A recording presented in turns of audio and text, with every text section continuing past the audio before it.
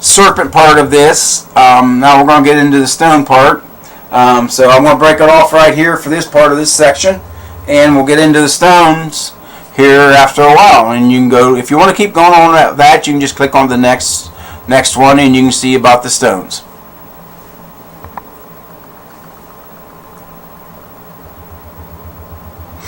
Okay, well, okay, now here we are again. We're going to get into stones. The Andestes, the Adinas worked with stone. They were called, like I said, some people call them the stone people. How do we know this, that they did? Well, here, this is a monolith found by Jeff Wilson in Los Angeles. Some people said, no, well, that's just part of the thing that fell off the face up there and it wasn't there, blah, blah, blah, blah, blah, blah, blah. You got to understand the difference in geology between the face of that, up the serpent, and toward the back end of the geology of this site. Out front, this is dolomite, by the way. That's what this is. This is dolomite. They thought maybe they dragged this in from another place because it's solid dolomite. I'll show you where this came from here in a little bit. But this was found down over the edge, straight down on the west side toward the creek. I believe it was thrown down over there by the Cherokee, because the Cherokee have accounts of them going through, taking these sites and doing this to this, throwing these down off the side on the west inside, throwing them toward the creek, or even putting them into water to put them to sleep. You throw it to the west side because that's where the sun sets. That's taking that spirit, if you get into the spirituality of it, taking that spirit and putting it to sleep where the sun sets. So, I mean, you need to get back into... I think if you're going to be an archaeologist, you have to get into the religion, and do a 2-year study of the religion. I don't. Maybe they do. I don't know. Or maybe I'll take an archaeology course and see. But that's just part of that.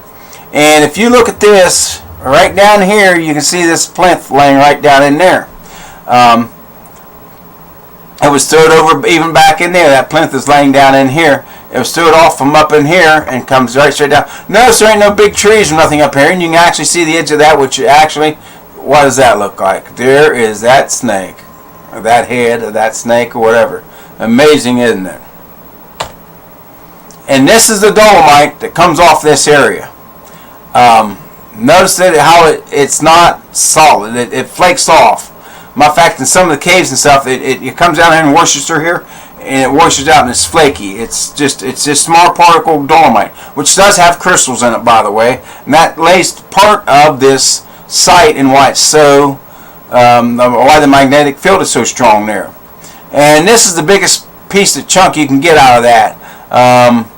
Notice these leaves here. I think that's jewelweed there, but it's not a very big piece. It's probably maybe the size of a basketball. That's as big as it gets right here. So you're saying, well, where'd that big piece come from? If they didn't drag it off there, it's been tested and showed to come from that same area. Yes, and where it's come from is A.W. Kelly showed me this. He took me down there and showed me this. This, you can stand down here and look right up this way, and you can see the face of the serpent. And right back here behind this is a swirl hole. Bill Moran was talking about swirl holes. Yes, so there's one here, then there's one on downstream, and I don't know if people know this or not, but there's one on upstream also, swirl holes. So there's 3 swirl holes here, and that does have a little bit to lay with the swirl holes, and the whirlpool does have a lot to do with the Native American tradition, and into the Cherokee and Shawnee and all that. There's an image of that, and I'll show it to you here later on. Probably not in this section, but in another section. But what does that kind of look like? Rocks do have a tendency, if they have a shape, they tend to keep that shape on down for a good long time. Even 2,000 years, this would keep the same shape as what is it, because you know it'll keep its shape pretty well until something really happens to it, you know. And this is Larry Gallant with the monolith at Perrysburg. Okay, you can see here, this is where it was sitting at. It was set up on top of here, and right here's the other part of this down the creek, and right there I want you to notice that cut right there on that monolith. Now we back up here, and I want you to notice, if you get off the one side, you can actually see this cut a little bit better on this right there. So we get back to Larry Gallant. Then we go to this is standing stone. This isn't the original one. This was torn down and they reconstructed it. Is a memorial to ancient standing stone removed by Indians in 1754. Okay, so it was removed. So they put it back up, and when I first met Ed, I was talking about standing stone. He kept getting confused with this standing stone and what was called standing stone in Lancaster, which is Point Pleasant or Mount Pleasant. So standing stone, upright pole, was known among these people. And yes, the Andestes and the Adinas was here around Lancaster area. And this is over in Juliet. Juliet and Huntington, actually it's Huntington. It's in Huntington, right here is where this is at. Huntington, Virginia. And it's on the Susquehanna River. Right up here, you come up here, and it's right here. So right there is Huntington. Right there is State College, by the way. And this is the people. Again, here's that image of them. The Susquehanna people are grand people. You know, PEO equal PLE, and that's a. So see, that's just they stood out so much in John's mind that he made an account of them. And this is a fishery that was built a long time ago. And I want you to notice that it's shaped here like a dam. Notice how Native Americans knew what they was on. They did that. That would slow this water back in here and allow fish to be back in here. And here again, you got big stones being moved, and some of them is even being worked. And this is out in Missouri. This is a monolith out in Missouri. Glacier concave that was stood up and worked on. So I mean, that's in Missouri. And this one here is monolith on Keweenaw, Pennsylvania and Michigan, or copper country. This had tons of petroglyphs on it. Now, whether or not they cut that off of there, or whether or not this was just something that they carved on or just got up there and did that with, I have no idea. It's just something you have to look into. So, but that's just something that's there. Whether it did that naturally or not, but there's tons of petroglyph on that, and whether they even stood it up or whether they just worshipped that, because it had lots of petroglyphs on it. You know, natural, yes, it may be, but I believe that it had great importance to these people because there's tons of petroglyphs on it. Okay, this is the plains. This is the second largest concentration of Adena or Andaste mounds in Ohio. The first being Columbus, and this being the second. A lot of them in Columbus are being destroyed, so that makes it what remaining here is probably the biggest concentration. This sits up here. There's other sites along here I want to point out. Right across the highway, right over here, there's other ones. Right here is this creek. There's other mounds and stuff along here. There's a couple up here on these hilltops up here. And there's a couple of them up here, and there's some over here along this. Was some along over here on this side over here. They're long gone. A lot of these are gone. Some of these rings are. You can already see these rings. This big ring here is gone. The mounds. Most of the mounds are still there, but this is the plains in Athens County. And I did something wrong there again. The wrong thing. And this is Glenford Stone Fort again. Okay, we got that image of Glenford Stone Fort. Okay. And I want you to notice the stone working is what I'm trying to get to. And this is that image of that. When you're standing in that, you're looking up that stone. They cut this out of there. They cut this. They chipped that away. Okay.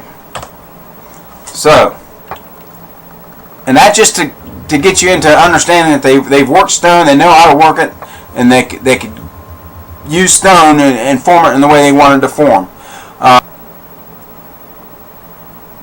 Okay, right here is where I'm getting into the search for the monoliths. And we go to this, and this one here is Paul Gardner with a monolith with pictographs, and you can see it barely here. You can see the pictograph of the bird right here, the winged person. And you can't see this in monolith. I won't get too far into that. Yes, you know it's that monolith because of a certain cut in it. And right there's a creek. You can tell if any farmer knows there's right here's a farmer's field or whatever. But you can tell there's a creek running down that way. I'd like to get down there and see that a little bit better. And this is an undisclosed property. Right there's the cut on that. Notice that cut right there. Right there's the rest of it. And this is not cut with, there's no tooling mark on this. There's no tooling mark. Right there's that cut. And right here's, this is over another place. And right here's, do you see this here again? This is at over, there is an Adena mound there, an andaste mound, and it's quite big. And then there's this one here. Matter of fact, this has the shape of one that something else that I found that someone said it was just another rock, but this is the shape of the rock. This wasn't very far. This is at the same place that the other one was. One of the other ones was at. And this one here is one that we found, and it has a piece that went with it. Was there? Notice the cut. I believe this piece went with this piece. Same shape, same thickness, very close to each other. And not Agent Aliens. People see this. Oh, look, laser cutting. No, that's lapping marks. Lapping marks. Sim. Lapping marks. That comes in afterwards. Those are lapping marks. Lapping marks. Well, you say, well, what are lapping marks? Lapping marks comes when you start cutting something. Now, you can use a copper tube or anything. You can use a copper tube. Soft copper will work. Rope will work with sand on it. They're just lapping marks. You can see them. It's where you go back and forth to cut something like this. Granite or whatever. Quartering, lapping marks, rope sawing. What they used to do to cut chunks out of in the quarry was they had big pulleys up the top and the bottom. They drive a rope. And they used steel cable after you got done with rope, and they put sand and water in that mixture, and that would cut down through that and quarry down through that, and them ropes would just sink down in there and keep a nice straight line. It's something that's been done for centuries and centuries. Stonemasons know about this. And yes, wedges and feathers. You can split stone with wood. They just found this out over in Egypt. I've known you could do this for a long time. You could put wood in there and wedges. You can put them down in there far enough, and you get them wet, and they swell, and they split it out. Or you can put them in there and use them for feathering, and it will split the stone. It's just knowing how to work the stone, people. It's no great mystery. There's no Agent Aliens coming in there cutting this stuff. You can cut it. You can be very precise with a piece of string and any type of measuring device with some wooden wedges, some rocks, and something to beat them with. It don't have to be that extravagant. And here you see here, these are tools. Some of these tools I've seen before. Maybe these are measuring devices. Here, these are fish hooks down here. That's an arrowhead. But I want you to notice that some of these look like some of these. Oh, went the wrong way. Let me back up here. See any difference between any of these? How about this and any of this? This, or this, or this, and this, or this. That just makes it a little bit easier, but it don't have to be shaped this way. That just fits the hand easier. So this would actually come up and be just like this piece right here. No difference. No difference. And you can see where that one was chipped off. Oh, they were beating someone's head. No, just probably from working stone. Take granite and you can work sandstone. Granite's harder, so that's just going to work sandstone pretty easy. You got wood, stone. That's all you need. And here, Mary E. Gage, Dr. Gary Hume, and Dr. David Stewart Smith, a master stone cutter and mason. There are a few ways to cut stone by hand: percussion, pecking, fire, and abrading. Most people think you need steel tools to work stone. Really, all you need is another stone of equal hardness or harder, and the knowledge of knowing how to do it. That's all there is to it. Most stones laid in layers or that, you can peck at it and you can work them. I know the controversy with Mystery Hill. Some say it's been reworked. Some say that hasn't. It was there. What work they redone? It's one thing. I'm not going to go into that. Some of it I think has been redone. Some of it has not. Some of the things that get away is this stone here. They was talking about that, and this on this big slab. No, I don't believe it. It could have been for human sacrifice, but you need, when you're hunting mammoth or big game like elk and moose, you need a big table to lay them on to clean them up, to gut them up. That's very well could what this would have been for. Okay, back up here. Now this here matches this piece that was found somewhere else. Here's that cut again. Now I'm not saying this is for sure on all things, but as we go forward here, we're going to start saying a little bit of something. Could this be the answer to some of this stuff? Then they found this stone here, then they found that. Well, what correlation would this have with that? Well, nothing until summer solstice. So I'm just trying to throw this out there. I mean, it's, they did worship the moon mainly, but they also did the summer solstice and stuff like that.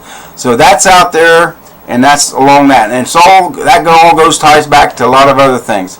I don't know. Therefore, aliens. No, I don't know. I just don't know. There's some things I don't know, but I'm not going to speculate. But I think that this could have been very well in the other stones, because all anything to get up the summer solstice line up is you just need two objects.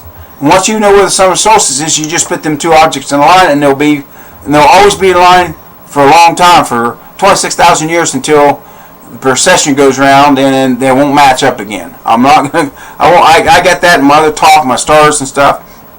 That just after 26,000 years and precession goes around one time, the chances of this being on are slimmer, because you can have a 4-degree differential, not only in precession, but precession not only goes this way. I'm not going this way like this, which a lot of people know about, but it's also got a wobble like a top, which goes back and forth like this, and that's the whole thing is 4 degrees, that it does wobble back and forth. So we need to find out this stuff as soon as we can, because after 26,000 years, it may not be right, and we may not be able to find out. So, and I'm just going to go into a little bit about the stars. I got other ones. I got another talk I do on the stars. I think this is Lakota. It may be an Inuit. I think it is, because it doesn't have the two people. Lakota's got the two people on it. But this may be Inuit. But right there's the North Pole. Now precession goes around. It goes around and includes the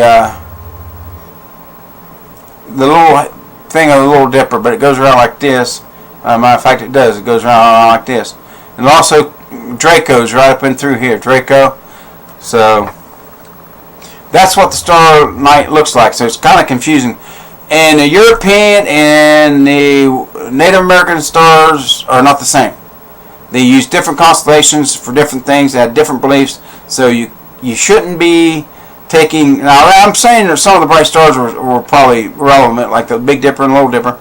But it's kind of hard saying that the Native Americans use European constellations. But the star patterns, yes, they probably use the star patterns. So, Ross Hamilton goes a little bit into that, and I think a lot of that is right. They probably did have the same star patterns, but probably not the same, definitely not the same names.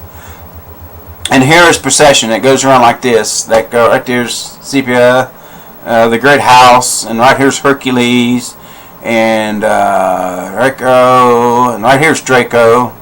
But I want you to notice on Draco, when the precession hits it, it's right here on the tail.